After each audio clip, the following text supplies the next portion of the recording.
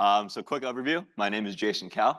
I'm the founder at Fog Security, where we focus on cloud data perimeters and data security. Today we'll talk about why or when cloud encryption matters and how it can range from another layer of access control to almost a false sense of security. Today we'll cover a background on encryption, including a couple different statistics on encryption itself. We'll talk about the state of cloud encryption and what cloud encryption looks like at different CSPs, as well as what are the defaults today. We'll then focus on how cloud encryption can be another layer of identity and access management. And lastly, we'll touch on different techniques for managing cloud encryption, such as what Eric talked about, and also data security. So why Encrypt? This is from a Thales 2024 cloud security study, and it looks at the root cause of cloud data breaches. So across the board here, from the respondents, 31% of them quoted root cause as misconfiguration or human error. We can postulate the reason for this is that because cloud is complex, there's a lot of different nuances and difficulties in configuring things in cloud. And notably, this is higher than some of these other categories here, such as 0 days and other possible reasons for data breaches. 53% of respondents also said they use 5 or more key management systems, which also increases complexity in cloud today. Quick statistics on this. 47% of respondents said that their data in cloud is sensitive, and then 51% said that they use cloud encryption to protect cloud data. And lastly, I think this is probably the most troubling statistic, is that less than 10% of enterprises claim they've encrypted more than 80% of their cloud data. So this is pulled from the same study. As you can see, a lot of the respondents probably estimate between 21% to 60%, and there's lower percentages as we get higher. We have years for 2021, 2022, 2023, and 2024. And as we can see, the statistics sit mostly between 21 and 60%, despite year and year, not much changing and no real trends that we can pull from this data. An additional study from Statista, which is a little bit older, from March 2022, looks at the global percentage of sensitive data encrypted in cloud. And as we can see here, the majority of the respondents sit between 21 and 60% as well here, with a lower population at 81 to 100%. So now that we've covered a couple of the initial statistics and what encryption may look like today, let's talk about the options in cloud, as well as certain things that we can see, such as defaults and what happens in different CSPs. So I'll give a primer here. On this slide, we'll talk a little bit about AWS, Azure, and Google or GCP, which are 3 of the main CSPs. In future slides, we'll focus a lot more on specifically AWS. If there's any interest in Azure or GCP, feel free to reach out to me later. We can chat about those as well. So quick overview, won't go into this too much in depth, but some of the initial offerings are KMS, which is Key Management System or Service in AWS. We have things like AWS Own Keys, AWS Managed Keys, and Customer Managed Keys, as well as Cloud HSM. In Azure, we have things like Platform Managed Keys, Customer Managed Keys, and lastly in Google, we have Cloud Key Management Service and Cloud HSM Keys. This chart I actually really like from Google Cloud, and the reason for this is because it reminds me a lot of the shared responsibility model. So one of the things that we think about a lot is the shared responsibility model, and we'll touch about this later. At the top, we have Google controls the key material, so I think Eric alluded this to the preview earlier. Default encryption, we just trust what the CSP provides. At the bottom, we have the customer controls as much of the key material as it can, which is a cloud KMS with the external key manager. We'll get into this a little bit in depth, but again, I really like this because it showcases where exactly can we sit on here as a customer of how much control do we have and what's the balance of this shared responsibility model for encryption.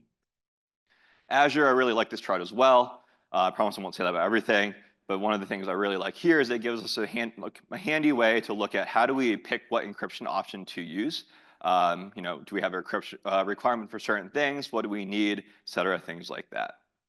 And lastly, as you can see, all 3 of these CSPs have different charts that's not really standardized. But AWS has things such as Customer Managed Keys, AWS Managed Keys, and AWS Own Keys. Getting in a little bit more in depth in AWS here, as you may be aware, AWS Own Keys are a collection of KMS keys that an AWS service owns and manages for use in multiple AWS accounts. So keep in mind, it may be the same key that someone else uses or some other customer may use as well. An AWS Managed Key is a KMS key in your account and only your account that's created, managed, and used on your behalf by an AWS service integrated with AWS KMS. It's only on a service level, and additionally, the key policy here is controlled by AWS, and we'll get into that a little bit more in detail later. And lastly, we have Customer Managed Keys, KMS keys that you control, you create, own, and manage. You have full control over these, including establishing and maintaining the key policy. Again, another reference to a resource-based policy or IAM in AWS. IAM policies, so the IAM policies is user or policies attached to a user or a role, whether it's directly or whether through it's a managed policy, et cetera. Key grants, which is a separate policy mechanism that allows access, and we'll talk about that in depth later too. Enabling, disabling them, rotating cryptographic material, adding tags, aliases, et cetera, scheduling them for deletion. So that was really fast, but one of the things that we looked at and we've seen is that oftentimes people want parity across different CSPs. So we took all that information, and this is something we created, and created this chart to showcase exactly what it looks like across each different CSP. So whether it's AWS, Azure, GCP, what it may look like, whether it's a customer managed key with external key store, whether it's a customer managed, whether it's a CSP managed, CSP owned key here. So that being said, let's talk about encryption in cloud and default configuration and options. As some of you may be aware, in early 2023, I think January, AWS actually changed some of their default encryption settings. So for S3, which is a service you may have heard of, they actually encrypt all new objects by default in S3. So this kind of led us down this thought process of what does default encryption look in cloud? So we looked at 43 different AWS services, specifically focused on data service and highly used services today. And we looked at 51 total resources and found that 76% of resources are encrypted by default. Around 24%, 23.5, are unencrypted by default. And within that encryption by default, we actually found that 22 resources are encrypted by default with an AWS owned key, and 17 are encrypted by default with an AWS managed key. Again, this resource is available if you want to use it. We put this in for public consumption at this GitHub link here. But in this table, we looked at specifically, here are some examples, right? S3, we looked at secure string parameters such as parameter store, secrets manager, light sail, elastic hash, RDS, et cetera, things like that. And one thing to note here is that creating things in console is a little bit different than creating things via API or CLI in AWS, as some of you may be aware. So again, all this research was done through API or CLI, and we haven't done research yet on specifically creating things via console. So keep in mind that may be different when you look across the board. We talked about AWS managed keys as one of the encryption options. So we actually did more research on this because AWS managed keys are not easily found in documentation. And additionally, right, if you encrypt by default, sometimes the managed keys do not actually show up in KMS. So we wrote a script to scan through every single service that has KMS enabled. And I think there's actually over 100 services that support KMS. And we found that in US East 1, there are 39 different services that support AWS managed keys. Again, this resource is available at the GitHub link below if you need it. And we run the script every once in a while to make sure that this is up to date. So for example, we have AWS S3, which is not in the screenshot, Amazon Connect, AWS Backup, but these are all different examples of AWS managed keys that AWS provides across the board for these 39 different services. Each of these managed keys, as you may be aware, comes with a key policy. Each key policy is slightly different, but they mostly function the same. We'll talk into some of these nuances later about whether they can be used within your account and how they're used within your account. But as you can see, this is a standard key policy you may see. Again, this is also in the repository available. But we'll see actions, right, the statement here. So again, if you're familiar with the IAM policy language, this may look very familiar to you on how exactly an AWS managed key or Amazon managed key can be used. Moving on to customer managed keys. Customer managed keys come with a default policy. So when you can create things via console, it actually gives you something called a delegation policy. In this case, Amazon on this page calls it allowing access to the AWS account, enabling IAM policies. And this is due to one of the nuances that, for evaluation for encryption keys and their resource-based policies, which we'll also touch upon later. There are other pieces here as well. So you may see things like allowing key admins to administer the KMS key, allowing key users to use the KMS key. But keep in mind that this is really important for configuration specific, and it's a little bit different than other resource-based policies in AWS. So that was a really quick overview. We'll talk about encryption IAM impact next, as well as some of the points I alluded to earlier, whether it's KMS key grants, whether it's default key policies, what do those policies mean in evaluation within the account itself. So one of the things we talked about is how KMS key policies function a little bit differently than most AWS resources. For those AWS resources that support resource-based policies, as you can see within the account itself, it's typically a logical OR. So either you can grant yourself access via an identity-based policy, such as an AWS like a managed policy, you may attach your IAM role or IAM user or an IAM group, and also a resource-based policy such as an S3 bucket policy, an example. Again, this is within the account itself. The evaluation is slightly different from multi-account where the resource and the IAM principal sits in different accounts. For KMS key policies is slightly different. The KMS key policy, which is a resource-based policy, must actually grant access explicitly. And that's why you see in the diagram on your right, we remove that part within the identity-based policy piece. The only other policy like this is a role trust policy, and these are the only two that actually function slightly differently as exceptions to the rule for policy evaluation. Some of you may be familiar with, there's a really large IAM chart on evaluation within AWS on how it actually functions because it's super complex. This is actually a separate chart for KMS because KMS evaluation functions slightly differently. And the reason for this, right, is that KMS has KMS Key Grants, which we'll talk about a little bit. They have KMS Key Policies, and again, the differentiation for how IAM policies actually work within the account itself. This is available on Amazon's website. I won't spend too much time here as we move on to other pieces. So I alluded to KMS Key Grants and some of the unique aspects of them. Additionally, right, you cannot view KMS Key Grants in the AWS console. You cannot create them. You cannot manage them in the KMS Key console. So it becomes a little confusing and a source of possible hidden access. KMS Key Grant evaluation is not necessarily similar to an IAM policy, but it's more similar to a KMS Key policy, and we'll get into that a little bit as well. The other thing to note, right, is, and we talked about this earlier, is KMS Key access is atypical of other resources that support resource-based policies, where the KMS Key policy must actually permit access. And lastly, access to a key grant can be granted, or a KMS key can be granted by a KMS Key Grant itself, but does not require access from an IAM policy or a KMS Key policy. And in the little diagram below, and this is more for management of KMS Key Grants, is that whether you get the permission from a KMS Key policy or a KMS Key Grant, that actually makes the creation of a key grant different. So when it's a nested grant, i.e. it comes from a KMS, the permission comes from a KMS Key Grant, you can only grant yourself a subset of the permissions that the previous key grant or the parent key grant has. In an IAM or in a KMS Key policy, right, you can create any possible grant action. So there's this, again, another limited subset. Won't go into too much detail there, but keep that in mind as you look for KMS create grant permissions, whether it's via a KMS Key Grant or whether it's from a key policy. So the example being, right, if it's from a key grant, if there are grant constraints, condition keys, right, limited actions there, the nested key grant or the child key grant can only have a subset of those permissions there. This is additional research we did. As you look through the access pieces, right, we thought about what does access actually look like. Again, disclosure here, there is no explicit deny evaluated here. But we looked at KMS keys, right, they have KMS Key Grants, KMS Key Policies, and IAM policy, and said, what is the access combination or the bare minimum, actually, I shouldn't say bare, I just went to Canadian Rockies, there are a lot of bears there. So the minimum access combination needed here.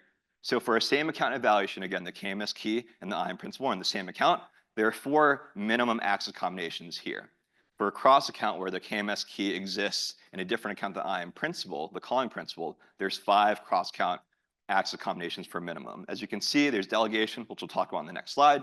Explicit allows, things like that, and the dash is, again, nothing there.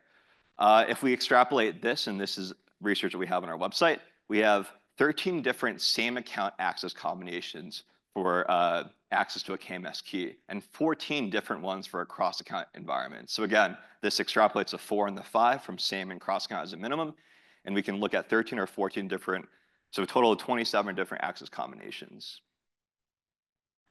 We talked about delegation, so talked about a lot. Should actually explain what it means. So this is something where the AWS account identifier specified in the principal element of resource-based policy delegates authority to the account. And remember, this is something that the default key policy for a CMK comes with. So using the account ARN in the principal element does not actually limit permissions to the root user of the account. And keep that in mind, right, is that for almost any resource-based policy, it means typically something like a delegation policy. The only exception, if I can recall correctly, is a VPC endpoint policy in AWS, where that actually does refer to the root account. So from an access perspective, what does this look like? For an AWS own key, and this is something I actually just talked to the AWS KMS team about, access to the AWS own key is managed transparently. So when access is done via IAM, the access of the key and data access, encryption, decryption is done transparently, and no extra permissions are necessary. So this example Eric alluded to as trusting the CSP to do things here. So the example being, right, and we'll go back to S3, is default encryption at SSE S3, which is their AWS own key, automatically encrypts your data as it's written to Amazon S3. And again, this is the change that we saw in early 2023 with the default encryption for new objects. It decrypts it for you when you access it, and there's no change to the way you access objects are automatically encrypted. So as you may be aware, right, when you're looking at IAM across the board, you may add KMS decrypt actions to your IAM policies. This is not needed, as this is all managed transparently for you. From an Amazon managed key perspective, looking at access across the board, this is another example of a managed policy. So one of the things to note, right, is that it's basically per service. And as you can see, there's something called the KMS via service condition key here. So this is only for use from that service itself. So any other service cannot actually use this key. So depending on how you may configure encryption, whether you want to do it from like a horizontal perspective by service or you want to do a vertical more for an application usage, right, that may actually change. Additionally, you see this KMS caller count. This is just a random number here, not an actual account. Depending on what the caller count is, right, you can only use that key within that count. So keep that in mind as you're looking at cross-count examples, right? So if you're using S3, for example, you're using AWS or Amazon Managed Key, cross-account access may not work unless you do something a little bit differently, such as assuming into the account itself first. And again, you see the same idea of allowing direct access key metadata. This is so security tools and other things can actually view the key and look at the key policy. From a CMK perspective, again, this is the same information, but keep this in mind, right? From a default perspective, this is a delegation policy we talked about earlier. So this effectively makes the KMS key function very similar to any other resource itself.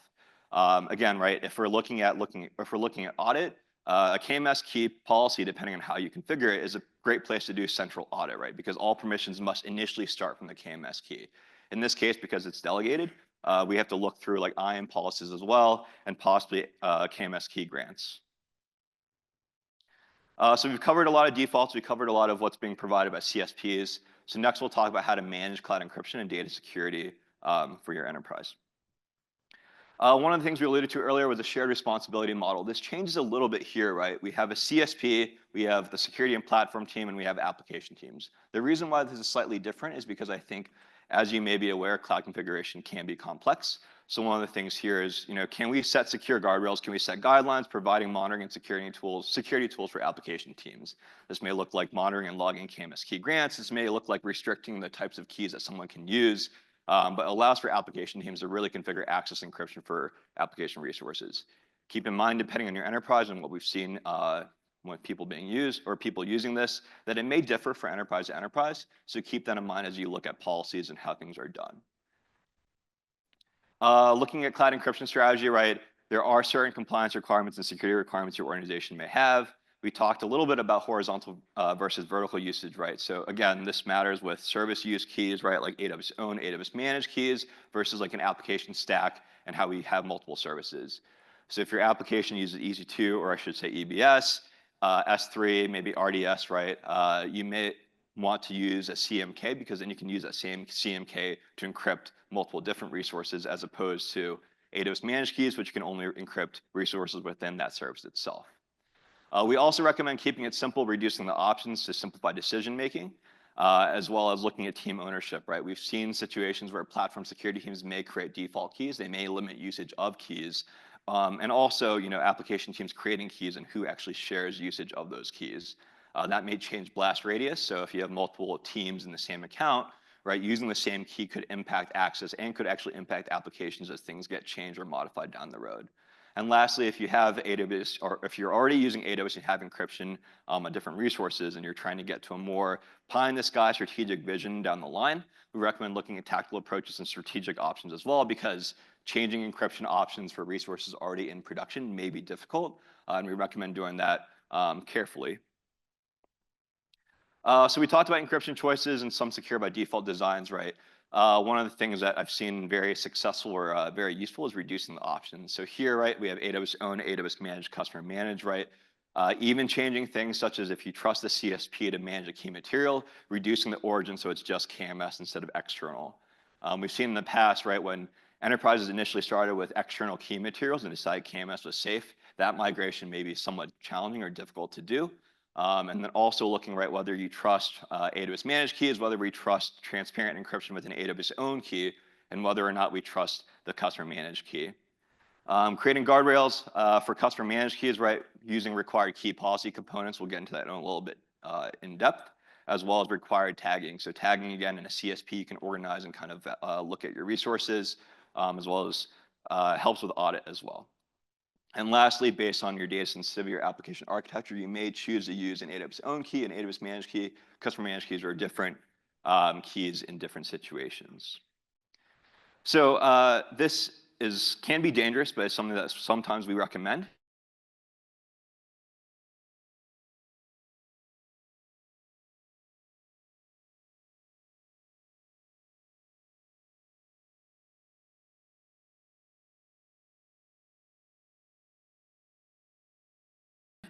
I've actually done before.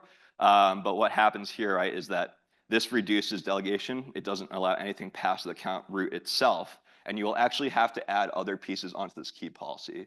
So just as a disclaimer, if you use this as the only part in your key policy, you probably will lock yourself out. We recommend adding like a key administrator piece and other pieces as well.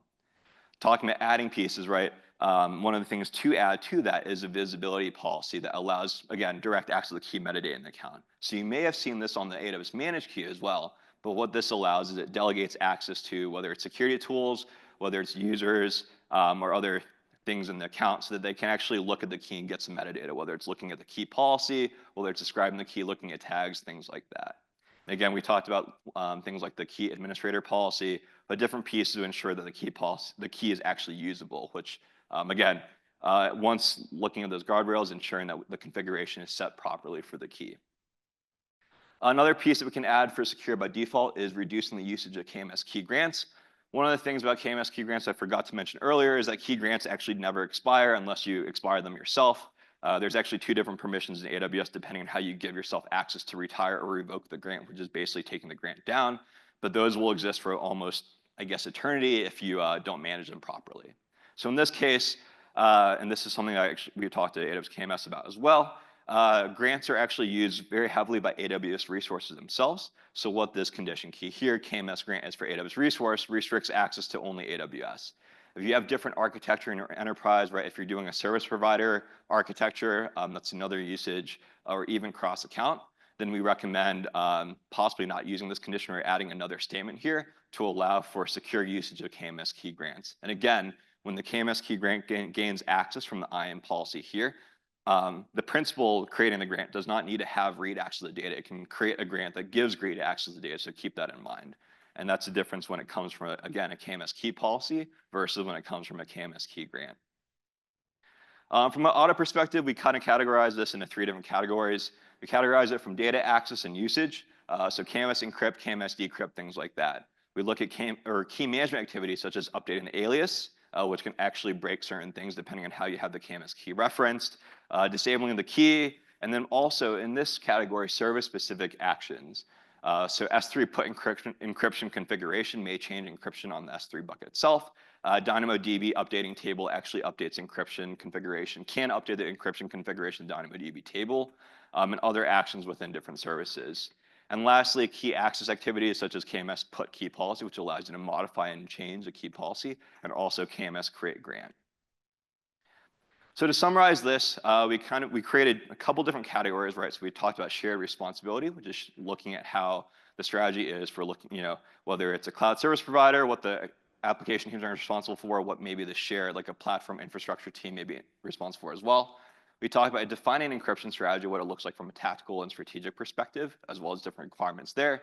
We talked about secure configuration, thinking about adding secure by default design, consideration of other security controls, and usage of encryption access, such as KMS key grants.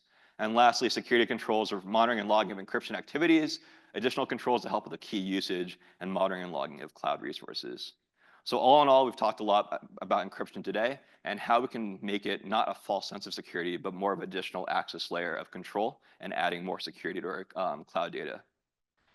Thank you for your time.